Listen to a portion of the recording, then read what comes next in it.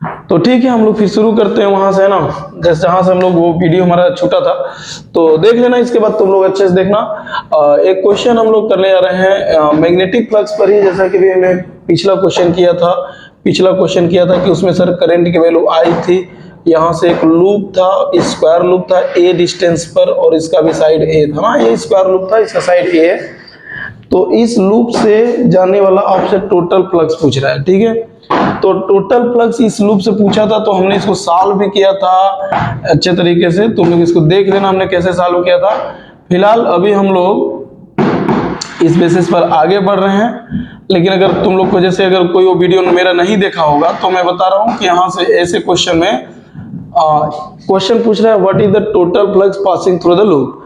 तो हम लोग को ऐसे क्वेश्चन बस ऐसे करना चाहिए कि यार इस लूप में जैसे जैसे इस करंट से दूर की तरफ हम जाएंगे मैग्नेटिक फील्ड की वैल्यू घटेगी, क्योंकि वायर की वजह से जो मैग्नेटिक फील्ड का फॉर्मूला होता है वायर की वजह से वो लिखा जाता है sir mu not I upon 2 pi R, R is the perpendicular distance from the wire. तो जैसे जैसे आर बढ़ेगा वैसे वैसे मैग्नेटिक फील्ड की वैल्यू घटेगी। तो जैसे जैसे आप दूर की तरफ जाएंगे मैग्नेटिक फील्ड तो इनसाइड ही है, मैग्नेटिक फील्ड इस वायर की वजह से किधर है, इनसाइड है, तो इनसाइड है तो उसकी वजह से, लेकिन जैसे जैसे दूर की तरफ जाएंगे मैग्नेटिक फील्ड की वैल्यू घट रही है। तो जैसे मैग्नेटिक फील्ड की वैल्यू घटेगी, लेकिन मैं ये बोलूं कि इस लूप में से चाहे जितना भी मैग्नेटिक फील्ड लाइंस जा रहा होगा यार वो तो फिक्स होगा ना। मैं बोलूं कि इधर ज्यादा होगा, इधर मैग्नेटिक फील्ड लाइंस ज्यादा होगा, मान लो ऐसे है, देखो मैं बोल रहा हूँ कि इधर मैग्नेटिक फील्ड डेंसिटी ज्यादा होगा, मैग्नेटिक फ्लक्स डेंसिटी ऐसे ज्यादा होगा, लेकिन जैसे जैसे दूर की तरफ जाएंगे ये ऐसे ऐसे बनने लगेगा फिगर, और दूर जाएंगे तो और दूर दूर बनने लगेगा, ऐसे ऐसे समझ रहे हो, ऐसे बनने लगेगा। तो जैसे जैसे दूर की तरफ जाएंगे मैग्नेटिक फ्लक्स घटता जाएगा, लेकिन इस लूप में से जितने भी मैग्नेटिक फील्ड लाइंस जा रहे होगा, जैसे 1 2 3 जा रहा है, वो तो फिक्स होगा ना, वही पूछ रहा है कि कितना मैग्नेटिक फील्ड लाइंस जा रहा है। तो हमें चूंकि ऐसे प्रोसेस में हमें सिर्फ ऐसा करना चाहिए कि चूंकि मैग्नेटिक फील्ड वेरिएबल है तो सर यहाँ से x चलकर एक dx के एलिमेंट लेना चाहिए यहाँ पर, और हमें ये पता करना चाहिए कि इस dx से कितना मैग्नेटिक फ्लक्स पास कर रहा है, इस dx वाले एलिमेंट से कितना मैग्नेटिक फ्लक्स पास कर रहा होगा। तो वो अगर हम लिखे d फाई बच्चा, है ना, this is the magnetic flux passing through this element.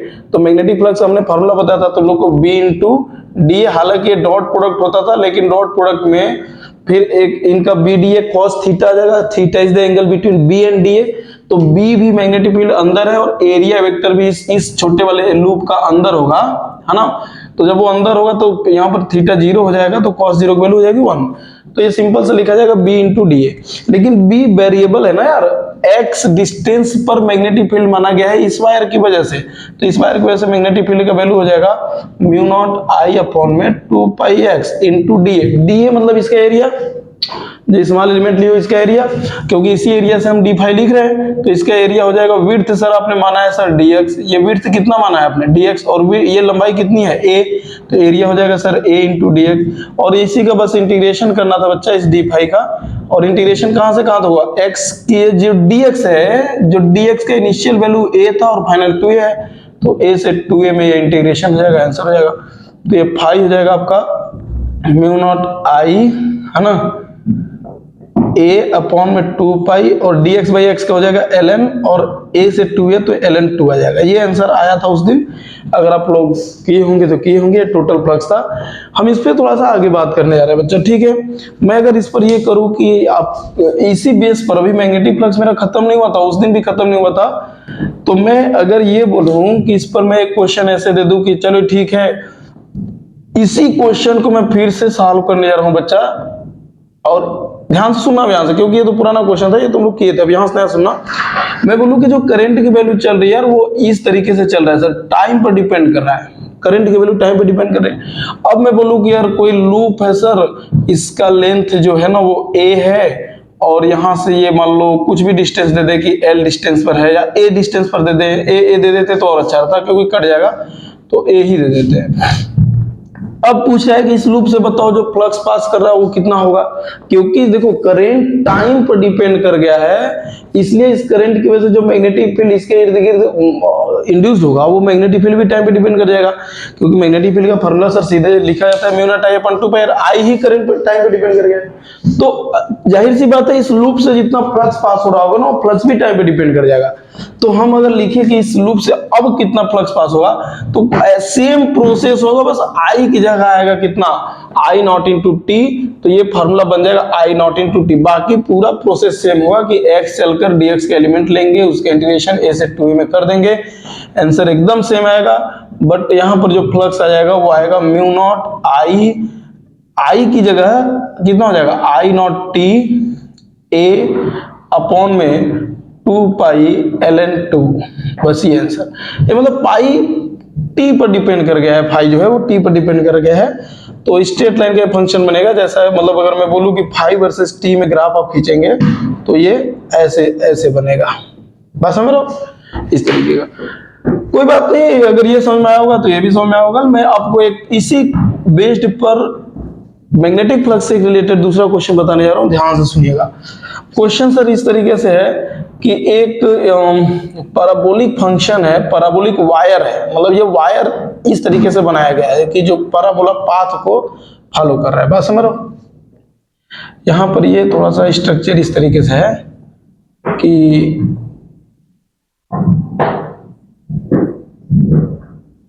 है ना, ऐसा है। और ये जो लाइन है ये बोल रहा है कि ये जो लाइन है, इस लाइन का इक्वेशन है x इक्वल टू 2, और इस लाइन का, इस पैराबोला का इक्वेशन है y square equal to 4x।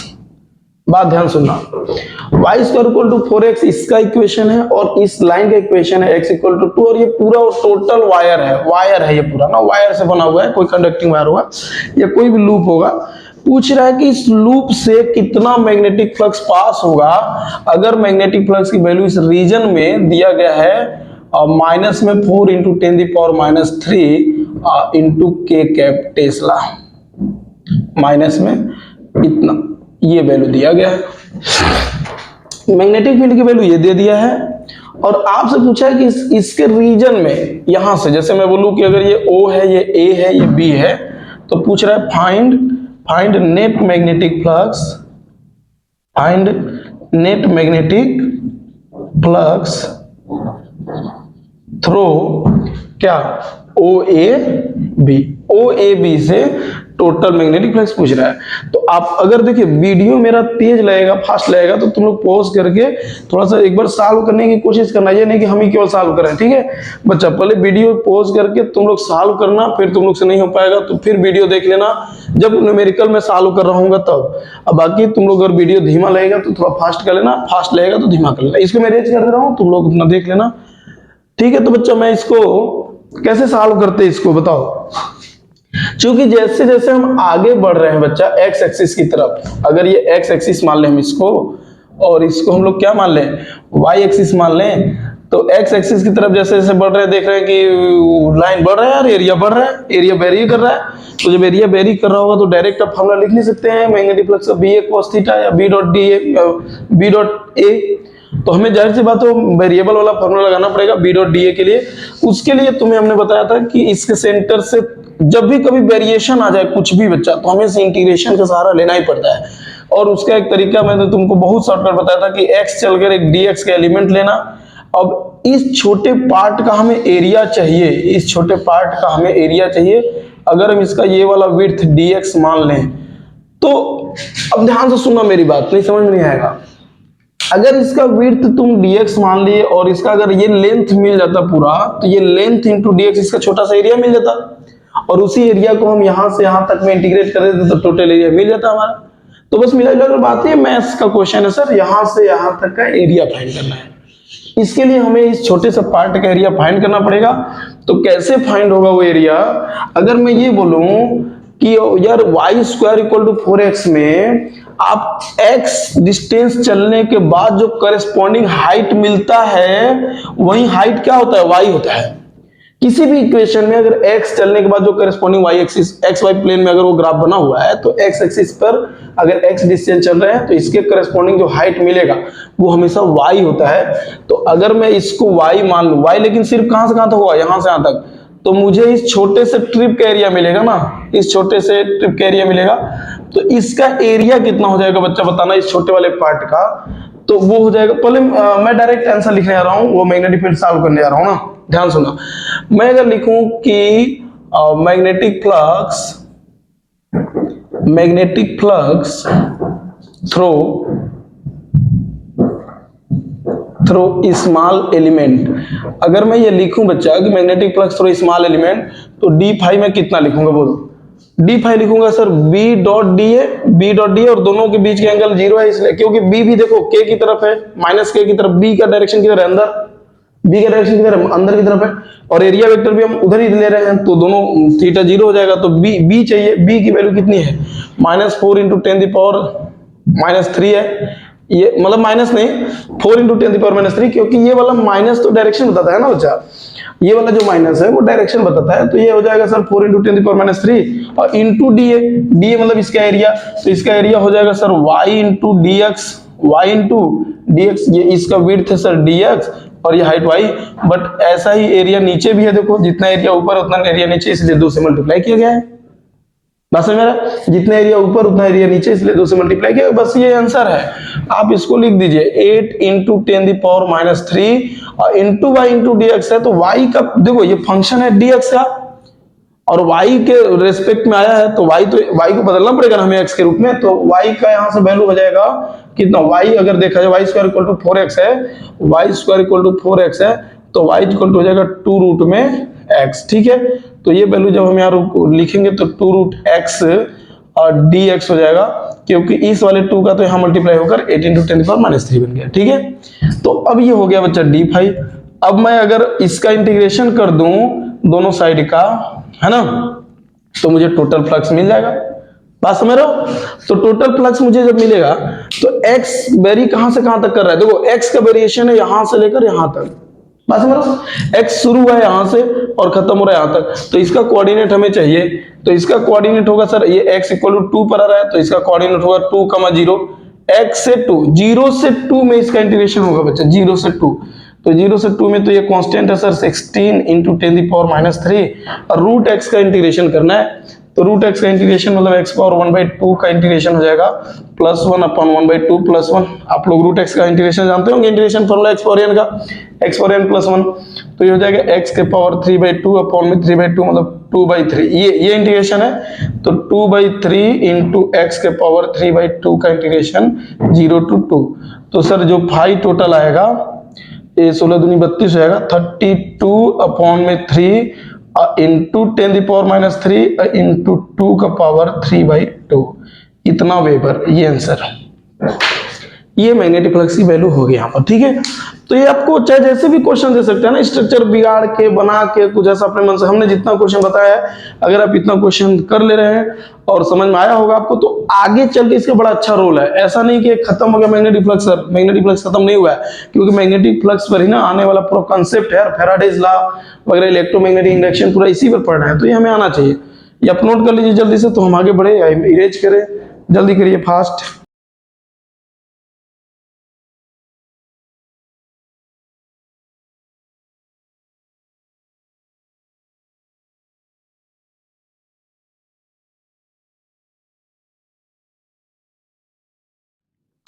अब हम लोग मैग्नेटिक फ्लक्स पढ़ ही लिए हैं।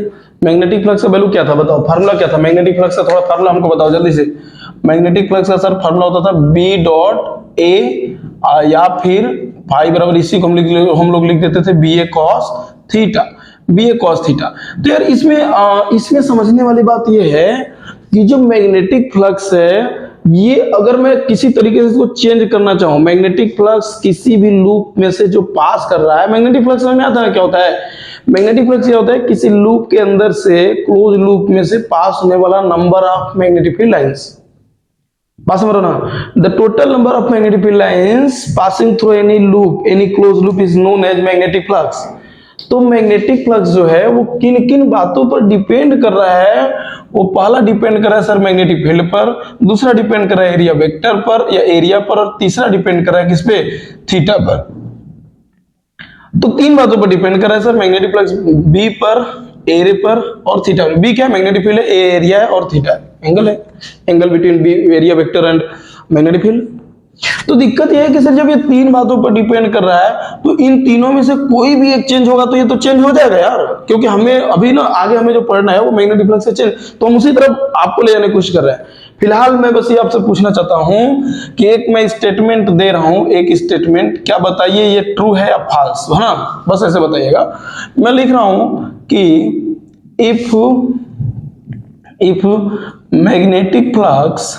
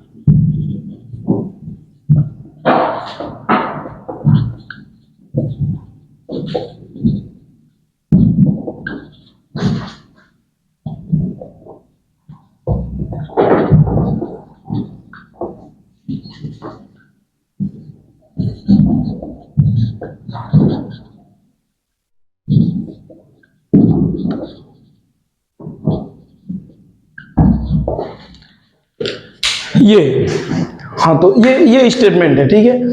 पहला स्टेटमेंट हमारा है कि if magnetic flux passing through a loop is changing with time, बोल रहा है कि किसी लूप से जो मैग्नेटिक फ्लक्स पास कर रहा है वो टाइम के रेस्पेक्ट में चेंज कर रहा है, और दूसरा then magnetic field must be changing, बोल रहा है कि अगर मैग्नेटिक फ्लक्स चेंज हो रहा होगा तो मैग्नेटिक फील्ड हर हाल में चेंज हो रहा होगा, ये बोलने की कोशिश कर रहा है कि निश्चित रूप से मैग्नेटिक फील्ड भी चेंज हुआ होगा। और दूसरा बोला है कि नहीं, अगर मैग्नेटिक फील्ड किसी लूप से चेंज हो रहा होगा, टाइम के रेस्पेक्ट में चेंज हो रहा है किसी लूप में से, then magnetic flux must be changing. तो इन दोनों में कौन ट्रू है कौन फॉल्स है आपको सोच के बताना है। फिलहाल मैं कुछ आपको हिंट दे दूं, या यहाँ पर दिया भी था कि मैग्नेटिक फ्लक्स सर इन तीन बातों पर डिपेंड करता है, तो इन तीनों में से कोई भी बदलाव होगा तो ये जरूर बदल जाएगा हर हाल में, लेकिन मैग्नेटिक फ्लक्स चूंकि तीन बातों पर डिपेंड कर रहा है, तो अगर मैग्नेटिक फ्लक्स बदल गया है तो आप ये श्योर नहीं होंगे ना कि इन दोनों में, इन तीनों में से कौन जिम्मेदार है मैग्नेटिक फ्लक्स बदलने का। इसका एक सिंपल सा एग्जांपल मैं इससे समझ सकता हूं कि हम लोग मान लो इस रूम में या किसी रूम में पढ़ाई कर रहे हैं, ठीक है, उसमें सिर्फ एक लड़का है जो पढ़ाई कर रहा है।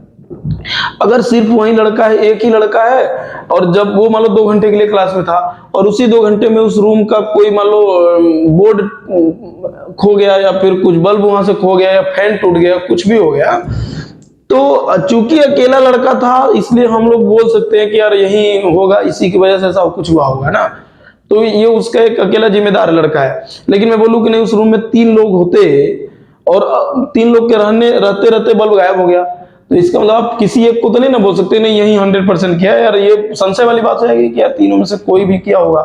क्योंकि इसीलिए मैं बोल रहा हूं कि मैग्नेटिक फ्लक्स इन तीन बात पर डिपेंड कर रहा है, इसलिए मैग्नेटिक फ्लक्स का चेंज होना इस बात को निर्धारित नहीं करेगा कि मैग्नेटिक फ्लक्स ही, मैग्नेटिक फील्ड ही चेंज हो रहा होगा उस फील्ड से, हो सकता है एरिया चेंज हुआ हो सकता है, क्योंकि तीन बातों पर डिपेंड कर रहा है, ठीक है। तो इसमें बहुत ज्यादा हम लोग बात चर्चा नहीं करेंगे क्योंकि टाइम भी जा रहा है। तो आप देख लीजिए, बोला है कि मैग्नेटिक फ्लक्स अगर चेंज होगा तो मैग्नेटिक फील्ड निश्चित रूप से चेंज होगा, ये गलत बात है।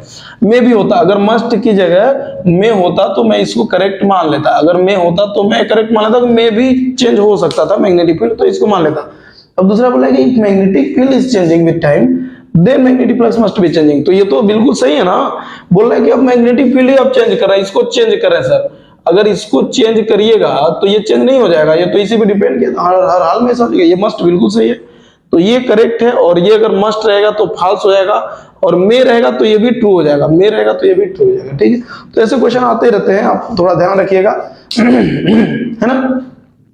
तो ठीक है, अब इस पे हम लोग आगे बढ़ने जा रहे हैं, मैग्नेटिक फ्लक्स को चेंजिंग की बात बताने जा रहे हैं, तो आप नोट करिए इस बात को, इसी स्टेटमेंट को जरूर नोट करना, ठीक है। तो फिर से हम लोग याद रखेंगे मैग्नेटिक फ्लक्स का फार्मूला, फिर से बोलो सब लोग हमारे साथ, बी ए कॉस थीटा, फिर से बोलो magnetic flux formula B dot D A या बी ए कॉस थीटा, ठीक है। बी क्या है, ए क्या है, थीटा क्या है, ये सब अपना समझ लेना, क्वेश्चन जितना इससे हमने पढ़ाया है सब कर लेना बच्चा। अब आगे अगर हम बोले कि तो जो अगला हम लोग टॉपिक पढ़ने वाले हैं ना बच्चा, मैग्नेटिक फ्लक्स अभी खत्म नहीं हुआ, लेकिन आप मान के चलो कि ऐसे ही क्वेश्चन आएंगे मैग्नेटिक फ्लक्स। जो अगला टॉपिक हम लोग पढ़ने जा रहे हैं फिर से इलेक्ट्रोमैग्नेटिक इंडक्शन, तो आप हेडिंग लिखेंगे, फिर से हेडिंग लिखेंगे कि इलेक्ट्रोमैग्नेटिक इंडक्शन ये क्या होता है, थोड़ा सा इसके बारे में हम लोग जान लेते हैं फिर आगे बढ़ते हैं। ठीक है, इलेक्ट्रोमैग्नेटिक इंडक्शन, इलेक्ट्रोमैग्नेटिक इंडक्शन ये होता क्या है? इलेक्ट्रोमैग्नेटिक इंडक्शन होता है क्या बच्चा? तो जानना बहुत जरूरी है क्योंकि इसी बारे में पढ़ना है पूरा यार।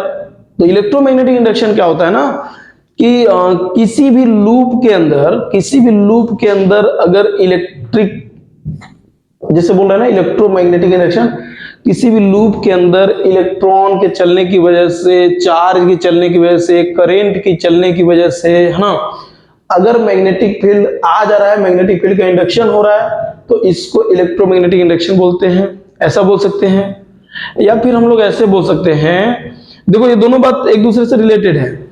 मैं बोल रहा हूं कि इलेक्ट्रॉन या चार्ज या करंट की चलने की वजह से मैग्नेटिक फील्ड का इंडक्शन होना, मैग्नेटिक फील्ड का इंड्यूस्ड होना, ये इलेक्ट्रोमैग्नेटिक इंडक्शन है।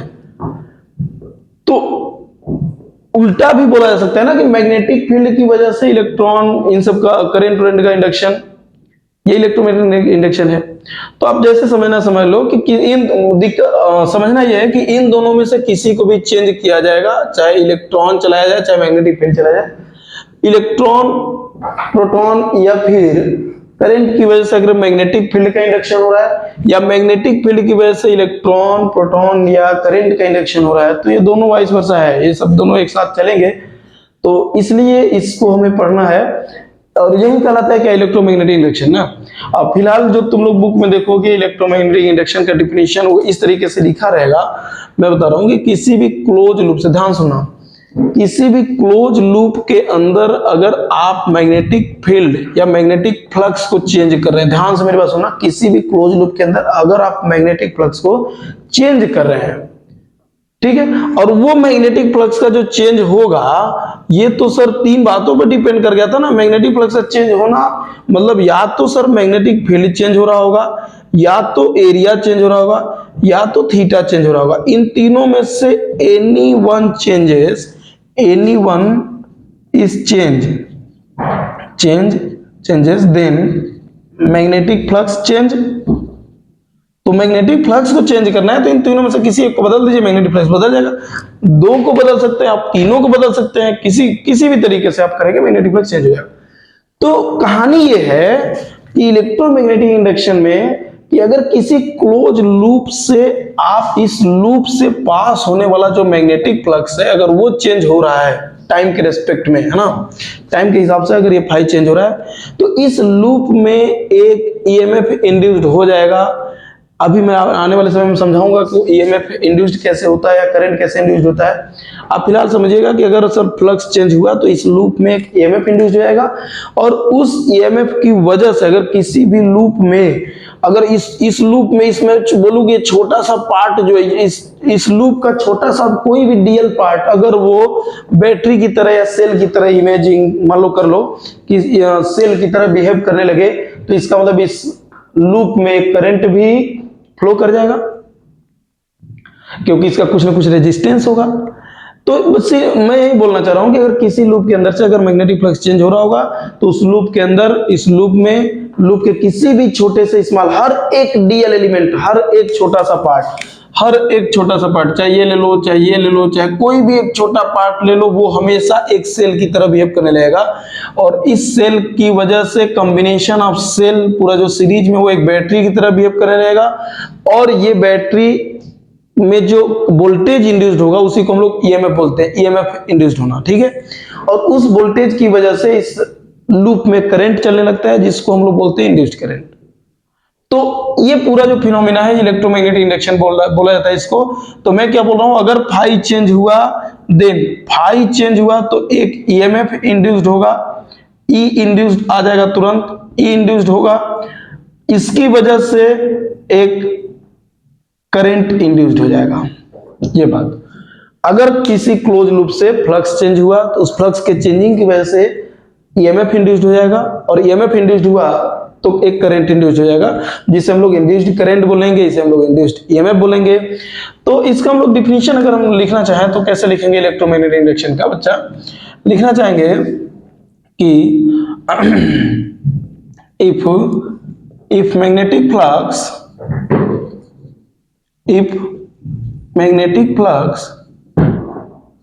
passing through a closed loop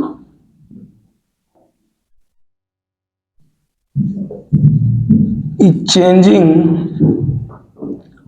with time, मतलब अगर टाइम के साथ मैग्नेटिक फ्लक्स किसी लूप से क्लोज लूप से अगर बदल रहा होगा, then an EMF is induced in loop also नहीं तो ईएमएफ अगर इंड्यूस्ड हुआ है तो देयरफॉर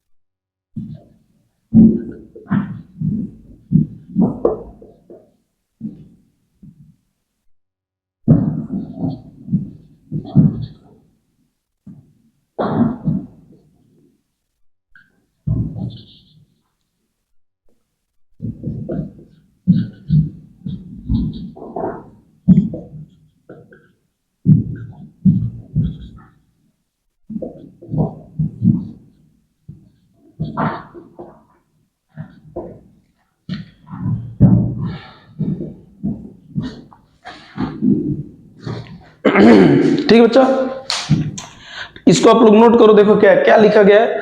लिखा गया है कि magnetic flux passing through a close loop is changing with time. Magnetic flux passing through a closed loop is changing with time. Then an EMF is induced in the loop. Therefore, a current is also induced. This current is called as induced current, है ना, induced current।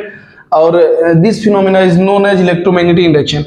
अगर आपसे exam में सिर्फ पूछ रहा है कि इलेक्ट्रोमैग्नेटिक इंडक्शन क्या होता है, 12th बोर्ड में पूछ सकता है तो इलेक्ट्रोमैग्नेटिक इंडक्शन क्या होता है, तो बस आप ये लिखेंगे, पहले ये स्टेटमेंट लिखेंगे, फिर ये फिगर बना के इसके नीचे अगर ये लिख देंगे तो बहुत अच्छा है। और ये अगर नहीं भी लिखे तो मैं कॉन्सेप्ट बता रहा हूँ कि बी ए थीटा में से कोई चेंज होगा तो फ्लक्स चेंज होगा।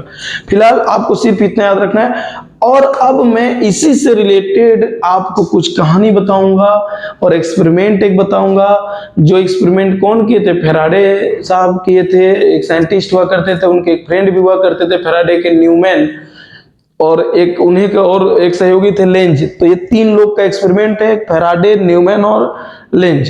ये तीनों लोग का हमें नियम पढ़ना है और बहुत इंपॉर्टेंट है। इसी तीनों लॉज पर, तीनों लोग का नियम नहीं है, वो एक ही लोग का नियम है, फैराडेज लॉ, और उसी में बस पार्ट 1 पार्ट 2 करके बस पढ़ाया जाता है। ठीक है, नाम मेन उन्हीं का है क्योंकि एक्सपेरिमेंट भी उन्हीं का था। ठीक है, तो हालांकि इलेक्ट्रोमैग्नेटिक, अभी हमने सिर्फ आपको मैग्नेटिक फ्लक्स पढ़ाया, मैग्नेटिक फ्लक्स पे रिलेटेड बहुत सारे क्वेश्चन सिखाए और एक बस कहानी बताया इलेक्ट्रोमैग्नेटिक इंडक्शन होता क्या है। अभी बस सिर्फ ये बताया कि होता क्या है, कि अगर किसी क्लोज लूप से मैग्नेटिक फ्लक्स चेंज हो रहा होगा तो उस क्लोज लूप में सर एक ईएमएफ इंड्यूस्ड हो जाता है, जिसकी वजह से करंट इंड्यूस्ड हो जाता है। उस करंट इंड्यूस्ड करंट को हम लोग, जो करंट इंड्यूस्ड होता है उसको इंड्यूस्ड करंट बोलते हैं, और इस फिनोमिना को हम लोग इलेक्ट्रोमैग्नेटिक इंडक्शन बोलते हैं। ठीक है, अब ये कैसे होगा इसके बारे में डिटेल जानकारी हम लोग बस इसी के बाद पढ़ने वाले हैं, फैराडेज लॉ में। ठीक है, तो हेड लिखेंगे हम लोग Faraday's law related to electromagnetic induction, है ना, क्योंकि फैराडे ने बहुत सारा नियम दिया था। एक तुम लोग केमिस्ट्री में भी पढ़े होंगे फैराडेज लॉ,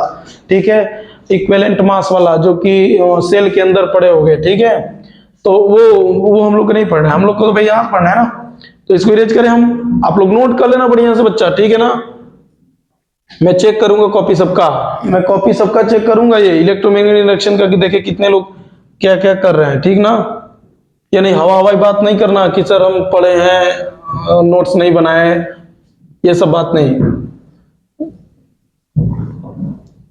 अब दूसरा, मैं अगर आपसे ये बोलूं बच्चा कि फैराडेज लॉ का एक्सपेरिमेंट हमें पढ़ना है, तो मैं अगर लिखूं कि इलेक्ट्रोमैग्नेटिक इंडक्शन से रिलेटेड जो फैराडेज लॉ है बहुत इंपॉर्टेंट है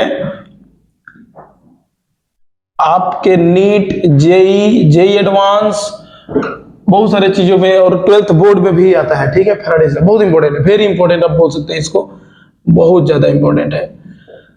तो ये पहले होता क्या है और ये इन्होंने क्या बताया था, थोड़ा सा हम लोग 2 मिनट इसको सुन लेते हैं। ये साइंटिस्ट हैं फैराडे, इनके फ्रेंड हुआ करते थे न्यूमैन। तो ये दोनों लोग ना पहले तो पहला एक्सपेरिमेंट जो हुआ था ना वो इन्होंने अकेला किया था फैराडे ना। फिर बाद में ये इनके साथ जुड़े, फिर एक और साइंटिस्ट आए थे बाद में। लेकिन पूरा नियम देखोगे तो इन्हीं के जो लॉ होता है, इन्हीं का जो लॉ है उसी के इर्द गिर्द घूमेगा। मैं सिर्फ इनका एक्सपेरिमेंट अभी बताने जा रहा हूँ। इनका एक्सपेरिमेंट यह था कि इनका कहना था कि अगर जो एक्सपेरिमेंट ओर्स्टेड ने किया था, जो एक्सपेरिमेंट बायोट-सेवर्ट ने किया था, कि अगर किसी ओर्स्टेड ने क्या बताया था कि अगर सर किसी करंट कैरिंग वायर, अगर किसी वायर में करंट चल रहा होगा तो ये करंट अपने चारों तरफ मैग्नेटिक फील्ड इंड्यूस्ड करता है। ये ना उनका ओर्स्टेड का नियम था कि सर जो करंट अगर किसी वायर में चल रहा होगा तो वायर जो है अपने चारों तरफ एक मैग्नेटिक फील्ड इंड्यूस करता है। क्योंकि मैग्नेटिक नीडल डिफ्लेक्ट हो गया तो उनके एक्सपेरिमेंट में, अगर याद हो तो याद हो, हमने बताया था। तो ठीक है, बायोट-सेवर्ट ये ओर्स्टेड बोले कि अगर किसी वायर में करंट चल रहा है तो उसके चारों तरफ या इर्द गिर्द मैग्नेटिक फील्ड इंड्यूस हो जाता है, मैग्नेटिक फील्ड रहता है। तो इस बात का सपोर्ट बायोट-सेवर्ट में भी किया और मैथमेटिकल अपना एक्सप्रेशन भी दिया था कि अगर किसी भी करंट कैरिंग वायर में अगर करंट आई चल रहा है तो इसके डीएल की वजह से, डीएल एलिमेंट की वजह से आर डिस्टेंस पर अगर ये थीटा एंगल होगा तो यहाँ पर मैग्नेटिक फील्ड का फार्मूला दिए थे, डीबी इक्वल टू कितना बोलो अगर याद है तो mu not upon 4 pi I DL cross R upon में मॉड ऑफ आर का होल क्यूब। तो ये मैग्नेटिक फील्ड का फार्मूला दिए थे कौन, बायोट-सेवर्ट। तो इनका कहना था बायोट-सेवर्ट और ओर्स्टेड का कि अगर करंट है तो मैग्नेटिक फील्ड होगा, निश्चित रूप से होना चाहिए, होना क्या चाहिए, होता है, ठीक है। तो अगर ये सत्य है बच्चा कि करंट है तो मैग्नेटिक फील्ड होगा, तो पूरा जो इस यूनिवर्स है हमारा ना वो एक्शन रिएक्शन पे काम करता है। तो इनके दिमाग में आया कि अरे यार अगर करंट की वजह से मैग्नेटिक फील्ड इंड्यूस्ड हो जा रहा है तो ये भी तो हो सकता है कि किसी रीजन में मैग्नेटिक फील्ड चल रहा हो तो उस रीजन में अगर हम कोई लूप रख दें, क्लोज लूप या कुछ भी ऐसा कुछ अपना दिमाग लगाएं तो करंट हमको मिल जाए। उल्टा, जब करंट से मैग्नेटिक फील्ड मिल सकता है तो मैग्नेटिक फील्ड से करंट में क्यों नहीं मिल सकता है। बात सिर्फ इतनी थी। तो इन्होंने अपना सेटअप तैयार किया पूरा। दो इनके सेटअप में क्या क्या था कि दो मैग्नेट था, एक ये मैग्नेट एक ये मैग्नेट, एक नॉर्थ पोल और इसका साउथ पोल, दोनों ऐसे थे और इसके बीच में एक रिंग ये रखे थे। उनका कहना था कि इस रिंग, जो रिंग है वो वायर का था, इस वायर वाले रिंग में से चूंकि नॉर्थ है साउथ है तो मैग्नेटिक फील्ड लाइंस इधर से निकल के उधर की तरफ जा रही है, इस रिंग के अंदर से मैग्नेटिक फील्ड लाइंस इधर की तरफ जा रही है, लेकिन कोई चेंजिंग ये कर ही नहीं रहे थे एकदम। ये दोनों जो पोल्स हैं, नॉर्थ पोल और साउथ पोल, इसको कांस्टेंट रख दिए और रिंग को भी एकदम कांस्टेंट वैसे रख दिए, कुछ भी डिस्टर्ब नहीं कर रहे हैं और एक्सपेरिमेंट किए जा रहे हैं कि। और उस रिंग के किसी छोटे से पार्ट में अमीटर जोड़े थे कि भाई कोई भी डिफ्लेक्शन होगा करंट बता देगा। लेकिन ऐसा बहुत बार वो किए और करंट उसमें मिला ही नहीं है। तो बहुत पॉपुलर एक्सपेरिमेंट है, तुम लोग कक्षा 10 में भी पढ़ाया गया होगा तुम लोग को, ये बहुत ही पॉपुलर है, सब लोग जानते हैं, बचपन से सिखाया बताया जाता है। तो बहुत बार ये एक्सपेरिमेंट किए, जब उसमें से वो सुई नहीं हिला तो इनको लगा कि यार पता नहीं हमको लग रहा है हम कुछ गलत सोच रहे हैं या फिर कुछ ऐसा है जो नहीं हो पा रहा है हमसे। तो थोड़ा सा दिमाग उनका फ्रस्ट्रेट हुआ तो पूरा सेटअप उठा के जो है थोड़ा सा एक बार वो पटक दिए। उस पटकने समय क्या हुआ कि एक मैग्नेट जो था ना, देखो क्या था, ये नॉर्थ और ये साउथ फिक्स थे। पटकते समय क्या हुआ ना कि ये नॉर्थ या साउथ कोई भी एक मैग्नेट उछलकर इसके अंदर से चला गया, लूप के अंदर से, और लूप में लगा था क्या, अमीटर। अब हमें उनको ये नहीं समझ में आया कि हुआ क्या कि जब वो मैग्नेट उस लूप के अंदर से गया ना तो लूप में जो अमीटर लगा था वो डिफ्लेक्ट हो गया, उसका सुई डिफ्लेक्शन ऐसे हो गया, डिफ्लेक्ट हो गया। तो उनको लगा कि सुई में डिफ्लेक्शन क्यों हुआ यार, तो उनको लगा कि भाई पटक दी है इस वजह से ऐसा हुआ है। तो वो 2-3 बार एक्सपेरिमेंट किए, फिर 2-3 बार वो फिर डिफ्लेक्शन नहीं हुआ। तो क्यों नहीं हुआ, क्योंकि फ्लक्स चेंज नहीं हुआ होगा ना यार, इसलिए नहीं हुआ। तो उनको लगा कि यार लग रहा है कि मैं कुछ गलत सोच रहा हूँ, या फिर ऐसे पटकने की वजह से जो झटका लगा होगा उसकी वजह से सुई ऐसे हुआ है।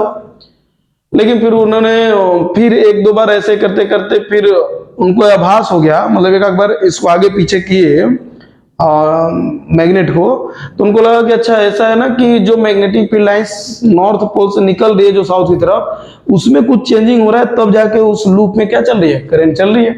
तो तभी ये अपना पूरा लॉ यहीं पर दिए भाई, और मैथमेटिकल एक्सप्रेशन पूरा दिए, ये दोनों लोग मिलके, इसलिए ये नियम ना इन दोनों के नाम से जाना जाता है। फैराडेज फर्स्ट लॉ, जो इनका फर्स्ट लॉ है, फर्स्ट लॉ को ना,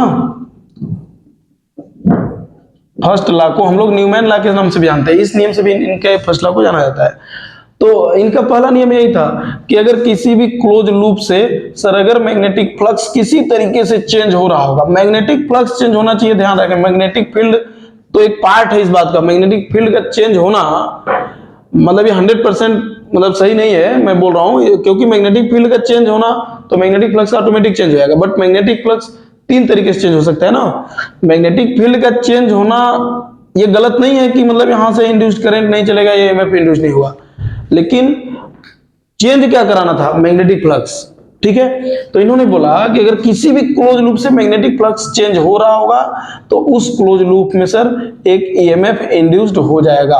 अगर ये ईएमएफ इंड्यूस्ड हुआ तो इसकी वजह से एक करंट इंड्यूस हो जाएगा, इसकी वजह से एक करंट इंड्यूस्ड हो जाएगा, और करंट जो इंड्यूस्ड होगा इसी को हम लोग इंड्यूस्ड करंट बोलते हैं। तो अभी हमने बताया तुम लोग को, लेकिन इसकी वैल्यू क्या होगी, अब ये वैल्यू, इसका मैथमेटिकल एक्सप्रेशन कैसे ये दिए, तो इनका नियम था फर्स्ट लॉ, मैं लिख रहा हूं कि अकॉर्डिंग टू फर्स्ट लॉ, पहले लिख देते हैं, according to Faraday's first law, इनका नाम लिख लेना, फैराडेज फर्स्ट लॉ, इनका नियम था कि ध्यान से सुनना, द निगेटिव रेट,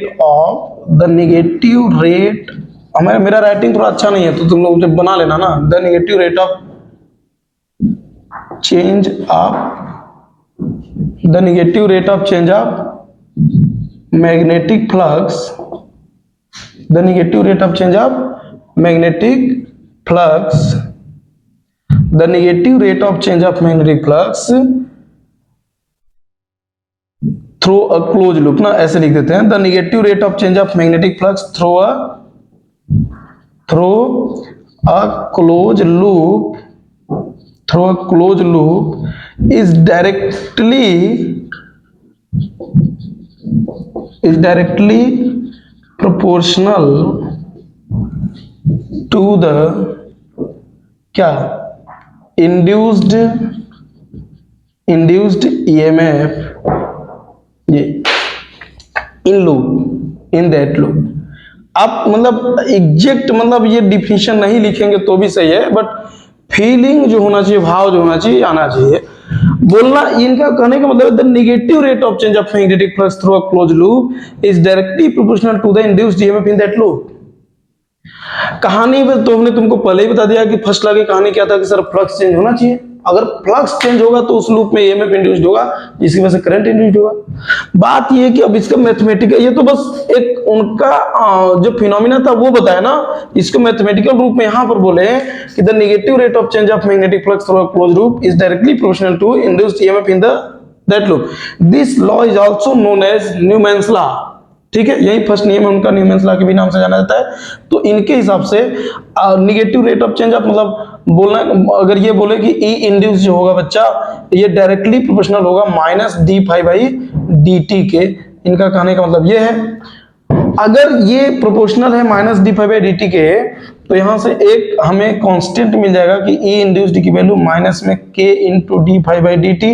बट जानते हो एक्सपेरिमेंट में उस के की वैल्यू ऑलवेज कितना आता है, 1 बाई एक्सपेरिमेंटल बाई एक्सपेरिमेंट के ऑलवेज गेटिंग 1।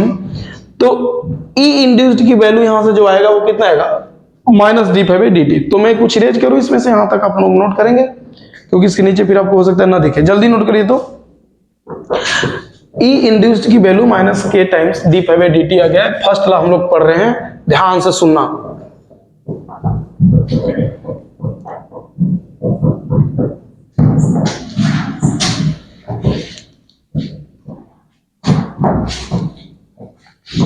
तो ई इंड्यूस्ड ये है, तो अगर के की वैल्यू 1 होती है तो ई इंड्यूस्ड की जो वैल्यू होगी किसी लूप से वो कितना है, minus D phi by D T है। Minus D phi by D T, इसी को तो हम लोग बोल रहे हैं क्या, minus D phi by D T को हम बोल रहे हैं the negative rate of change of magnetic flux. Negative rate of change of magnetic flux is known as E induced. ठीक है, अगर हम बोले कि ठीक है बच्चा, अगर ये आप ऐसा पढ़ रहे हैं तो ध्यान से सुना, एक बात मैं बोल रहा हूं, हम लोग चूंकि ये पढ़े हुए हैं d5/dt, this is the rate of change of magnetic flux with respect to time, this is the rate of change of flux with respect to time. तो अगर हम लोग को कभी क्वेश्चन वाला फाई वर्सेस टी का यार ग्राफ दे दे ऐसे ऐसे करके कुछ, और किसी टाइम पे आपसे पूछ दे कि बताइए किसी टाइम पे कितना वोल्टेज है, कितना इंड्यूस्ड ईएमएफ है, फाई वर्सेस टी का ग्राफ देकर, तो हमें इस टाइम पर एक टेंजेंट जो मिलेगा, उस कर्व पर टेंजेंट जो ड्रा होगा, उस टेंजेंट का हमें क्या निकालना चाहिए, स्लोप, क्योंकि स्लोप ही तो है d5/dt, phi versus T graph का स्लोप है, लेकिन इस स्लोप का हमें निगेटिव चाहिए यार। तो ये जो स्लोप, जो भी स्लोप आएगा यही आंसर हो जाएगा माइनस ई इंड्यूस्ड आंसर याद रखना। फाई वर्सेस टी ग्राफ का जो स्लोप होगा वो माइनस ई इंड्यूस्ड होगा, ये नहीं कि ई इंड्यूस्ड ना, या फिर मॉड लोगे तो वो ई इंड्यूस्ड हो जाएगा, लेकिन जो स्लोप होगा वो माइनस ई इंड्यूस्ड हो जाएगा ना। नेगेटिव रेट ऑफ चेंज वो था ई इंड्यूस्ड, तो ये आपको याद रहना चाहिए। फिलहाल ये भी मैं बता रहा हूं। इसके बाद अगर ये तो किसी सिंगल लूप के लिए था ना यार, मैं बोलूं कि कोई एक लूप है, इसमें सिर्फ एक टर्न्स है, नंबर ऑफ टर्न्स जो है वो 1 है, और बोल रहे हैं कि इसमें मैग्नेटिक फ्लक्स किसी तरीके से आप चेंज कर रहे हैं, तो इस लूप में जो ई इंड्यूस्ड जनरेट होगा, उस ई इंड्यूस्ड की वैल्यू जो होगा माइनस d5/dt लिखा जाएगा। लेकिन अगर मैं बोलूं कि इस लूप में number of turns capital N है, अगर मैं बोलूं कि इस लूप में जो एक टर्न्स आप ले रहे हैं, उसी लूप में अगर इसके बाद लिखना, इसके बाद फिर ये आगे लिखना है ना कि if total number of turns is capital N, है ना, अगर total number of turns capital N है, देन तो उस समय ई इंड्यूस्ड की वैल्यू आप कितना लिखिएगा, तो टोटल फ्लक्स लिखना पड़ेगा यहाँ। ये तो किसी एक लूप का फ्लक्स था ना यार, तो अच्छा फ्लक्स लिखने में भी आप लोग को सोचना पड़ता होगा, मतलब कैसे लिखेंगे। जो हम लोग फ्लक्स लिखते हैं ना, वो किसी एक लूप का लिखते हैं। अगर मान लो उसमें 10 लूप हैं, 10 टर्न है, तो उस 10 का हमें उस फ्लक्स में मल्टीप्लाई करना पड़ेगा, तब टोटल फ्लक्स मिलेगा ना।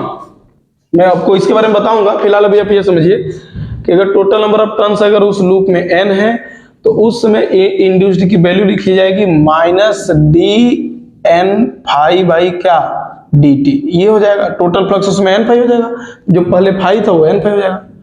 तो लेकिन यार एक बात मुझे यहाँ पर आप लोग को एक बात इंपॉर्टेंट यहाँ पर बतानी है कि n फाई जो है ना वो फ्लक्स नहीं है, टोटल फ्लक्स तो है ही, मतलब मैं ऐसा बोलूं कि जब यहाँ पर 5 फ्लक्स है, एन फाई क्या है, न्यूमेरिकली ये वैल्यू टोटल फ्लक्स के बराबर आएगी, लेकिन एन फाई ना एक फिजिकल क्वांटिटी दूसरे रूप में इसको जाना जाता है। अब याद रखना फाई केवल जो फाई होगा वो फ्लक्स है, एन फाई टोटल फ्लक्स है जो एन टर्न्स के साथ लिंक है। एन टर्न्स मतलब 1 2 3 4 5 जो फ्लक्स चल रहा होगा, वो फ्लक्स एक लूप के साथ कितना है, 2 लूप के साथ कितना है, 3 लूप, पूरे फ्लक्स जो पूरे लूप के साथ कितना फ्लक्स है वो है। तो हम लोग इसका नाम यूज करते हैं here, N phi is known as total flux linkage, इसको हम लोग ये नाम देते हैं total flux linkage use word कर देते हैं, कोई दिक्कत नहीं है, टोटल फ्लक्स लिंकेज। और इसका यूनिट जो होता है, इट्स ऐसा यूनिट, जो इसका ऐसा यूनिट होगा वो वेबर टर्न होता है। क्या होता है? Weber turn. ये आपको याद रहना चाहिए, कभी कभी पूछ देता है, जल्दी पूछता नहीं है, ठीक है। इसका यूनिट हो जाएगा टोटल फ्लक्स लिंकेज, इसका नाम है, और इसका यूनिट हो जाएगा वेबर टर्न। लेकिन है तो एन एक कांस्टेंट ही है ना, लेकिन जो कैपिटल एन है वो तो कांस्टेंट ही है, तो कैपिटल एन यहां से बाहर भी आ सकता है। तो इसको मैं ऐसे लिख सकता हूं कि ए इंड्यूस्ड बराबर minus N into D phi by D T. बोलो, ये हो जाएगा। तो याद रखना आज के बाद, अगर किसी क्लोज लूप में number of turns capital N है और अगर फ्लक्स जो बदलने का रेट है D phi by D T है, तो minus N D phi by D T E induced उस लूप में होगा, ई इंड्यूस्ड के बराबर, ठीक है। ये आपको भी याद रखना है न्यूमेरिकली, ऐसे पहले एक दो बार रटो, पहले दिमाग में रटो, याद करो। E इंड्यूस बराबर minus N D five by D T, E induced बराबर minus N D five by D T, E induced बराबर minus N D five by D T. ऐसे आपको 2-4 बार याद रखना है और इनका फैराडेज का फर्स्ट लॉ जो है वो आपको याद रखना है। अब दिक्कत ये है कि सर आपके दिमाग में माइनस वाला जो वर्ड है ना, ये बड़ा हिट कर रहा होगा कि माइनस कहाँ से आ रहा है, क्यों आ रहा है माइनस। क्योंकि सर अगर हमें मॉड पढ़ना होता, सिर्फ मॉड लिखना होता, तो हम मॉड लिख चुके होते N into D five by D T. लेकिन सर ये माइनस क्यों आ रहा है, किस बात को दिखा रहा है, तो ये मैं अभी बता दूंगा ये किस बात को दिखा रहा है। लेकिन आप फिलहाल बस ये कॉपी में लिखना चाहे तो लिख लें, या फिर समझना चाहे तो चाहे समझ लें। कभी भी फिजिक्स में अगर एक क्वांटिटी के इक्वल में अगर दूसरी क्वांटिटी के पहले माइनस आ रहा है, तो ये माइनस हमेशा अपोज दिखाता है, अपोज को, कि माइनस किसी चीज का ना अपोज कर रहा है, इसलिए माइनस आ रहा है, रजिस्ट है वो। तो माइनस यहां भी वही काम होगा। माइनस ये बताने की कोशिश कर रहा है कि जो सर उस लूप में इंड्यूस्ड ईएमएफ आया होगा ना, इस लूप का कोई भी एक पार्ट छोटा सा देखोगे तो ये एक सेल की तरह बिहेव करने लगेगा। सेल में एक पॉजिटिव होता है और एक नेगेटिव होता है, तो अगर ये पॉजिटिव इंडी की तरह और एक नेगेटिव इंडी की तरह बिहेव करेगा, तो इस सेल का कोई भी जो इंड्यूस्ड ईएमएफ आएगा, जैसे इस सेल का इंड्यूस्ड ईएमएफ जो भी होगा, ये हमेशा हमेशा अपने क्लोज लूप में, जिस लूप में आया है उस लूप के अंदर पास होने वाले फ्लक्स का अपोज करेगा। पास होने वाले फ्लक्स का नहीं, फ्लक्स के चेंज का अपोज करेगा। वो चाहेगा कि जो फ्लक्स पास हो रहा है उसमें कोई चेंजिंग ना हो। ये नहीं कि फ्लक्स का अपोज नहीं करेगा, फ्लक्स तो पास हो तो कोई दिक्कत नहीं है, कांस्टेंट फ्लक्स हो जाए। अगर इस लूप में जो फ्लक्स पास हो रहा है अगर वो कांस्टेंट हो जाए तो ईएमएफ आएगा नहीं यार। किसी भी लूप में फ्लक्स जो पास हो रहा है वो कांस्टेंट है, वो बदले ही ना, तो ईएमएफ कहां से आएगा? ईएमएफ तो तब आएगा ना जब फ्लक्स बदले। तो और वही जब फ्लक्स बदलने लगता है तो उसी का ये अपोज करने लगता है कि नहीं फ्लक्स नहीं बदलना चाहिए, इसके हिसाब से ये चाह रहा है। तो यहां पर एक आप शॉर्टकट में छोटा सा लिख सकते हैं कि here negative sign shows that negative sign क्या शो कर रहा है? shows that the induced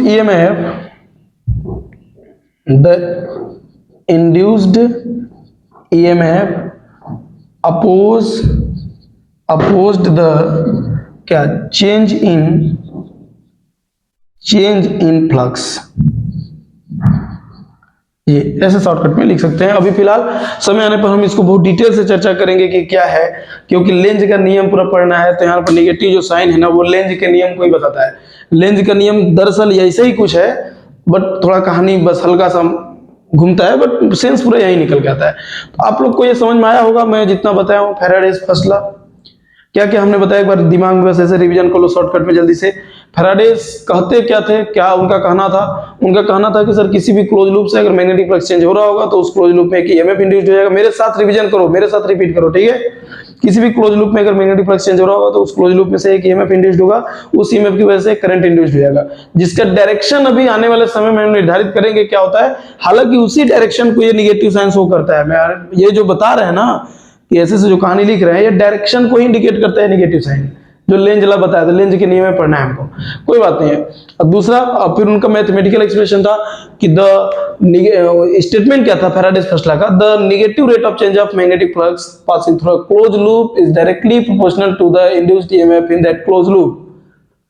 और इसी नियम को हम लोग न्यूमैन के नियम से भी जानते थे, that is minus D five by D T is directly induced, ऐसे लिखेंगे minus D five by D T. और अगर n टर्म्स होगा तो ऐसे कहानी बढ़ जाएगी और n बाहर हो जाएगा, n कांस्टेंट है। तो E इंड्यूस्ड बराबर minus N D five by D T. Minus क्या है हमने अच्छे से बताया। और इसका स्लोप याद रखना कि 5 वर्सेस t ग्राफ का अगर स्लोप बनाएगा तो स्लोप जो होगा वो नेगेटिव E इंड्यूस्ड के बराबर हो जाएगा। तो इतना पार्ट आपको याद रहना चाहिए। बाकी अभी हम आगे इस पे चर्चा करने जा रहे हैं फिलहाल। तो हम आपको बस अभी फिलहाल इस पार्ट पर ना ये चर्चा करने जा रहे हैं। रुक जाओ, अच्छा बता।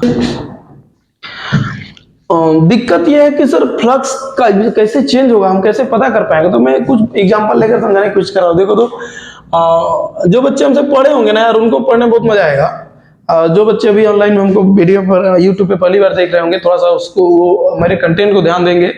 अभी हम जो शुरू कर रहे हैं, आपको लग रहा होगा कि यार ये तो सब टीचर बताते होंगे, जितने भी ऑनलाइन में है, जितने भी यूट्यूब पे है, ऐसा तो थियरी पार्ट में लगभग सबका सेम ही होता है, चलता रहता है। बट जब जज करने वाली बात आती है ना, तो वो थोड़ा सा न्यूमेरिकल पार्ट में डेप्थ कहाँ तक आप जा रहे हैं, थोड़ा सा वो भी ध्यान में रखना पड़ता है ना। तो फिलहाल मैं अभी आपको ये बताने की कोशिश कर रहा हूँ कि आप कैसे पता करेंगे कि किसी लूप में इंड्यूस्ड ईएमएफ आएगा कि नहीं आएगा। क्यों? क्योंकि सर इंड्यूस्ड ईएमएफ कब आता है? जब फ्लक्स में चेंज होगा। तो आप पहले ये तो बताइए कि सर फ्लक्स में चेंज कैसे होगा। तो मैं बताने की कोशिश कर रहा हूं, ध्यान सुना।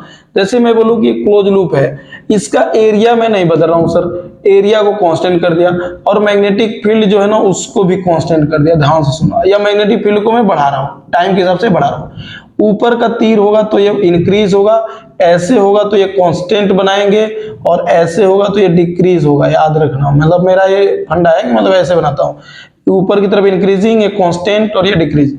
तो अगर मैग्नेटिक फील्ड इंक्रीज हो रहा है तो इस लूप में से मैग्नेटिक फ्लक्स बढ़ेगा कि घटेगा, ये बात की बात है। फिलहाल बताइए चेंज होगा कि नहीं होगा। इस लूप के अंदर मैग्नेटिक फ्लक्स जो पास हो रहा है चेंज हो जाएगा यार, क्योंकि सर जो फ्लक्स होता है ये सर डिपेंड करता है बी पर, ए पर और थीटा पर, और इन तीनों में से कोई भी चेंज होगा तुरंत ये सर फाई चेंज हो जाएगा। चाहे आप बी चेंज करिए, चाहे ए चेंज करिए, चाहे थीटा चेंज करिए, फ्लक्स चेंज हो जाएगा। तो आप बी चेंज करो सर, बी बढ़ा रहे हो, बी बढ़ा रहे हो तो इसके अंदर मैग्नेटिक फ्लक्स बढ़ रहा है। मैग्नेटिक फ्लक्स का डायरेक्शन किधर है? इन साइड है सर। तो जाहिर सी बात है सर मैग्नेटिक फ्लक्स ये बदल रहा है तो सर फ्लक्स चेंज हो रहा है। इसकी वजह से ई इंड्यूस्ड आएगा इस लूप में, और ई इंड्यूस्ड जीरो नहीं होगा तो आई इंड्यूस्ड भी जीरो नहीं होगा। मैं अभी डायरेक्शन पे बात ही नहीं कर रहा हूं यार। तुम लोग सोच रहे हो सर डायरेक्शन बताएं, डायरेक्शन मैं अभी नहीं बताऊंगा। मैं पहले अभी फैराडेज लॉ पे कुछ क्वेश्चन करूंगा, कुछ आगे थ्योरी बढ़ाऊंगा, फिर जब लेंज लॉ पढ़ लूंगा तब फिर मैं डायरेक्शन की बात करूंगा। अभी फिलहाल तुम खाली ये बताओ कि किसमें फ्लक्स चेंज हो रहा होगा, कब इंड्यूस्ड आएगा कि नहीं आएगा। जैसे अब दूसरा मैं एक फिगर बना दूं कि यही लूप ले लूं, और मैग्नेटिक फील्ड सर देखिए अंदर की तरफ मैं दिया हूं, और इस लूप को इसके सेंटर के अबाउट ना ऐसे घुमा रहा हूं ओमेगा से। तो और मैग्नेटिक फील्ड और एरिया ये सब कांस्टेंट है ना, मैग्नेटिक फील्ड बदल रहा है ना एरिया बदल रहा है, बस इसको ऐसे ऐसे घुमा रहे हैं। तो क्या इस लूप में इंड्यूस्ड ईएमएफ आएगा? कैसे आएगा आप सोच के बताओ, हाँ या ना में। मैं तब तक तीसरा क्वेश्चन दे रहा हूं, आंसर बताओ, पहले आंसर बता दो, हाँ या ना। नहीं आएगा। क्यों नहीं आएगा? कि सर बी भी आप कांस्टेंट रखे हैं, एरिया वेक्टर भी कांस्टेंट रखे हैं, और बी और एरिया वेक्टर के बीच का जो एंगल होता है थीटा वो भी नहीं बदल रहा है। क्यों नहीं बदल रहा है? क्योंकि लूप को सर आप ऐसे से घुमा रहे हैं, और मैग्नेटिक फील्ड अंदर है, मैग्नेटिक फील्ड का डायरेक्शन अंदर है, और इसका एरिया वेक्टर भी अंदर है, और आप लूप को ऐसे से घुमा रहे हैं।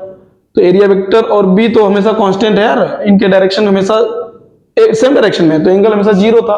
तो सर यहाँ पर फाई जो है वो कांस्टेंट हो गया है। अगर फाई कांस्टेंट हो गया है तो ई इंड्यूस्ड भी जीरो हो जाएगा, और आई इंड्यूस्ड भी जीरो हो जाएगा। तो अगर मैं ऐसे बोलूं कि क्या अगर मैग्नेटिक फील्ड ऐसे है, और अगर ये क्लोज लूप को मैं इस तरीके से घुमाने लगूं, ऐसे ऐसे, देखो डायमीटर के अबाउट घुमा रहे हैं। इस बार क्लोज लूप जो ऐसे है ना, इसको डायमीटर के अबाउट ऐसे घुमा रहे हैं, मतलब पूरा ऐसे रिंग को। अब आप बताइए तो अब क्या होगा? अब क्या बी भी आप नहीं बदल रहे हैं, बी भी सर कांस्टेंट रखे हैं, एरिया भी कांस्टेंट रखे हैं, लेकिन सर इस बार एंगल बदल रहे हैं। क्यों एंगल बदल रहे हैं? क्योंकि ये जो क्लोज लूप है, इस क्लोज लूप का एरिया वेक्टर किधर है? इधर की तरफ। अब क्लोज लूप कैसे घुमाएंगे? क्लोज लूप को जब ऐसे घुमाएंगे तो ये एरिया वेक्टर घूम के ऐसे ऐसे आएगा, ऐसे आएगा, ऐसे आएगा, समझ रहे हो ना? क्लोज लूप ऐसे है, ऐसे। अब इसको आप पकड़ के ऐसे घुमा रहे हैं, ऐसे घुमा रहे हैं, तो एरिया वेक्टर भी तो ऐसे घूमेगा। तो जैसे जैसे घूम रहा होगा तो थीटा यहाँ पर चेंज हो रहा है, due to theta changing. Theta change हो रहा है, इस वजह से क्या चेंज हो जाएगा? फ्लक्स चेंज हो जाएगा, और जैसे ही फ्लक्स चेंज होगा तो ई इंड्यूस्ड भी जीरो नहीं होगा, और आई इंड्यूस्ड ये सब वैल्यू इसमें आ जाएगा। बात समझ रहा हूं? एक तो और एग्जांपल ले लेते हैं। मैं बोलूं कि सर एक इनफाइनाइट लॉन्ग वायर करंट ऐसे ले लें, और इसके बगल में एक वायर ले लें, क्लोज लूप ले लें। बताइए क्या इस क्लोज लूप में इस फिगर के लिए, जो फिगर हम बना रहे हैं, क्या इस फिगर के लिए इंड्यूस्ड ईएमएफ आएगा? पहचानना बहुत जरूरी है कि भाई क्वेश्चन दे दे और हमको पता ही ना चले। तो आप बताइए ना, इंड्यूस्ड इसमें आएगा? नहीं आएगा, क्योंकि सर करंट आपने क्या रखा है? कांस्टेंट। करंट आपने कांस्टेंट रखा है, और यहां से इसका पार्ट, हर पार्ट कांस्टेंट डिस्टेंस पे है। तो ना, क्योंकि इस करंट की वजह से जो इधर रीजन में मैग्नेटिक फील्ड इंड्यूस्ड होगा, वो मैग्नेटिक फील्ड वेरिएबल होता है, डिस्टेंस पर डिपेंड करता है। तो या तो इसका डिस्टेंस बदलना चाहिए था सर, ये तो एकदम यहां से सेम डिस्टेंस पर है ना, तो डिस्टेंस भी नहीं बदल रहा, एरिया बदल रहा है। इसका मतलब इस रीजन में से जो भी मैग्नेटिक फील्ड लाइंस पास करना होगा उसकी वैल्यू कांस्टेंट होगी, तो एक constant number of magnetic field lines है, तो इसका मतलब इसके अंदर जो मैग्नेटिक फ्लक्स है वो कांस्टेंट है, इसलिए यहां भी ई इंड्यूस्ड जीरो होगा और आई इंड्यूस्ड ये भी जीरो होगा। लेकिन अगर इसी क्वेश्चन में मैं ऐसे बोल देता कि अगर ये करंट आई है और ये वायर है और करंट आई में इंक्रीज कर रहा हूं, देखो इंक्रीज कर रहा हूं टाइम के हिसाब से, अब यहां फ्लक्स चेंज हो जाएगा, क्योंकि इस रीजन में जो मैग्नेटिक फील्ड इंड्यूस होगा इस वायर की वजह से वो करंट पे डिपेंड करता है बच्चा, mu not I upon 2 pi R, हमने पढ़ाया है तुम लोगों को। तो mu not I upon 2 pi R, इसकी वजह से जो मैग्नेटिक फील्ड इंड्यूस्ड होगा वो करंट पर डिपेंड कर रहा है, इस वजह से इसके अंदर जो मैग्नेटिक फ्लक्स चलेगा, अब ये घट रहा है कि बढ़ रहा है, हालांकि तुम लोग को पता है बढ़ रहा है, अंदर की तरफ बढ़ रहा है, समय आने पे इसका बहुत डिटेल चर्चा करेंगे, लेकिन फिलहाल आप सिर्फ ये बताइए कि इस करंट की वजह से इसके अंदर मैग्नेटिक फ्लक्स चेंज होगा कि नहीं होगा, तो होगा। क्यों चेंज होगा? क्या एरिया बदल रहा है? नहीं सर, एरिया नहीं बदल रहा। क्या थीटा बदल रहा है? नहीं सर, थीटा भी नहीं बदल रहा है। क्या बदल रहा है? इसके अंदर इसकी वजह से मैग्नेटिक फील्ड बदल रहा है, बात समझ रहे हो? मैग्नेटिक फील्ड बदल रहा है, उस मैग्नेटिक फील्ड की वजह से फ्लक्स चेंज हुआ, फ्लक्स जैसे ही चेंज होगा तो ई इंड्यूस्ड इस बार जीरो नहीं होगा और आई इंड्यूस्ड भी जीरो नहीं होगा।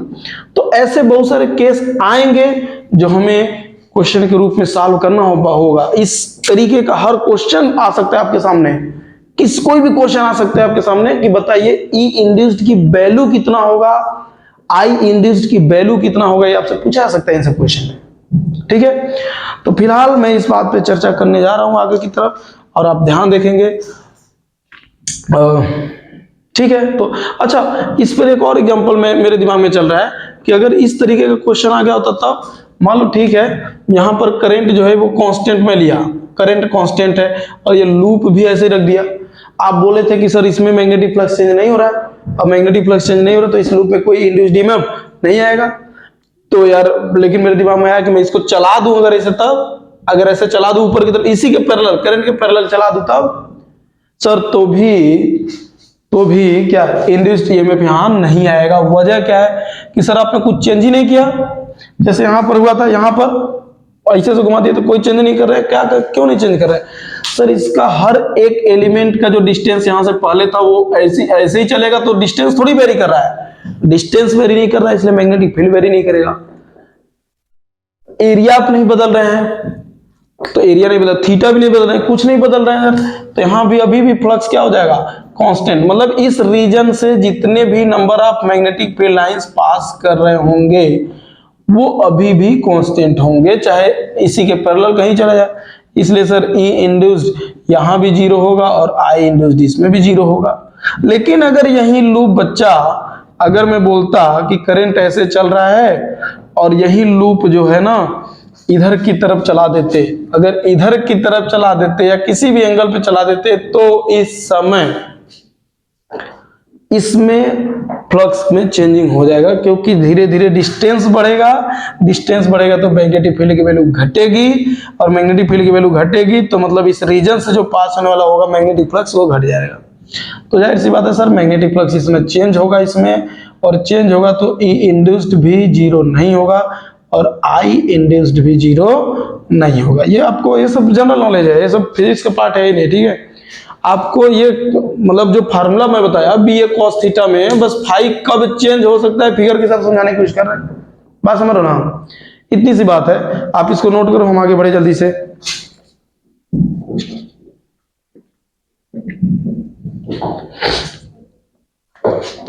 जल्दी जल्दी जल्दी बच्चा इरेज कर, इसको हम इरेज कर रहे हैं, देखो तो इरेज करके हम आगे बढ़ने जा रहे हैं, और तुम लोग भी थोड़ा सा वीडियो को पॉज करके देख लिया करो बढ़िया से, अगर ना समझ में आए तो। ठीक है,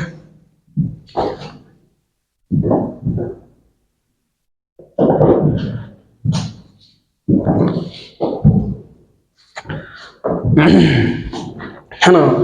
तो हम लोग अभी जो ई इंड्यूस्ड की वैल्यू हम लोग पढ़े सर, माइनस में N D five by D T पढ़े। अगर ये एन नंबर ऑफ टर्न्स है टोटल और D five by D T तो तुम्हें पता है rate of change of magnetic flux है।